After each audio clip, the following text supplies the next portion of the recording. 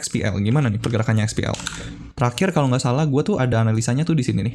Dia udah creating lower low di sini. Kenapa gue bilang dia udah creating lower low? Karena di sini dia kan strukturnya gini nih. Dia bikin higher high, terus habis itu dia breakdown, dia bikin lower low dan dia bergerak di dalam structure ini. Lama banget dia bergerak di sini. Terus ternyata pada saat dia rilis itu dia langsung breakout dan dia udah MSS di sini. Jadi bisa dibilang XPL itu secara structure itu bullish ya. Kita bahas dulu dari 4 hour time frame karena kalau misalnya kita lihat di daily ya pergerakannya ini masih satu swing ya. Masih satu swing dengan demand terakhirnya itu di sini. Kayak gitu. So untuk daily-nya itu still bullish. Bullishnya itu terbilang kencang banget dan di sini adalah resistance-nya.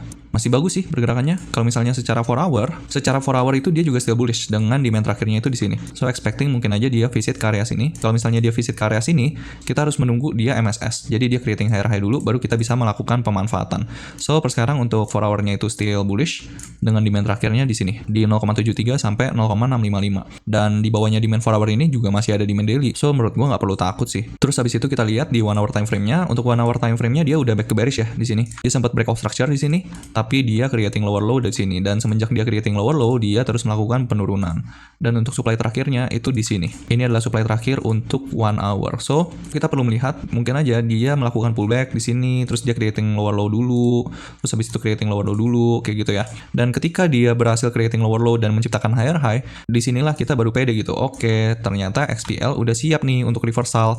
Nah, pada saat dia creating higher high ini, kita tunggu pullback-nya. Ketika pullback gitu, nah pada saat pullback ini baru kita melakukan pemanfaatan. Per sekarang sih still good ya. Dia masih bullish di 4 hour dan daily time frame-nya karena datanya nggak terlalu banyak. Jadi kita pakai datanya hanya sampai ke daily aja ya. Mungkin untuk melihat konfirmasi juga bisa pakai 4 hour time frame. Jadi kayak misalnya di 4 hour time frame-nya itu ada bullish engulfing ketika dia udah sampai ke area-area sini. Nah itu kita bisa manfaatkan untuk konfirmasi setup gitu. Kayak gitu ya, still good untuk SPL. Semoga kalian bisa cuan banyak dari XPL. Karena kalau misalnya kita lihat dari sini aja nih, dari 0,6 terus habis itu ke topnya yang terakhir, itu naiknya gila banget ya. 148-149%. Jadi emang kenaikannya lagi kencang dan memang mungkin hype-nya lagi di XPL gitu dan money flow jadinya masuk ke XPL juga. Bisa dipantau terus, semoga bisa memberikan cuan yang maksimal ke kalian.